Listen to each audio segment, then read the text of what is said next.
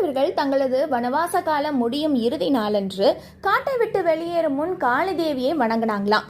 காளி தேவியை வணங்கும் பொழுது தர்மர் காளி தேவியை பற்றி கூறும் பொழுது சொன்னாரா, கோரமாக இருந்தாலும் அருள் பாதிப்படில் இவள் மிகவும் தாராளமானவள் என்று கூறினாராம். கிருஷ்ணரின் மாய வடிவமாக இருக்கும் காளி தேவி மலைத்துளிகளை போன்று கருணை பொழிப்பவள் அப்படின்னும் தர்மர் காளி தேவிய சொல்றாரு. அது மட்டும் இல்ல, காளி தேவி அணிவிருக்கக்கூடிய கபால மாலைக்கும் ஒரு தனி அர்த்தமே இருக்குங்க. ஏன் கபால மாலையை அவங்க அணிச்சிருக்காங்க தெரியுமா? மனித உடலுக்கு மேல இருக்கக்கூடிய கபாலத்துக்கு மேல கேசம் இருக்கு, அதாவது முடி இருக்கு. இந்த முடி இளமையில கருமையாகவும் முதுமையில வெள்ளையாகவும் மாறுது. இதோட உண்மையான அர்த்தம் என்னன்னா, வாழ்வின் நிலையாமையை தலைமுடி போல மாறிக்கிட்டே இருக்குங்கிறத உணர்த்துறதுக்காக தான் காளி தேவி எல்லாத்தையும் தன்னுள் அடக்கி கபால மாலையாக அணிவிச்சிருக்காங்க.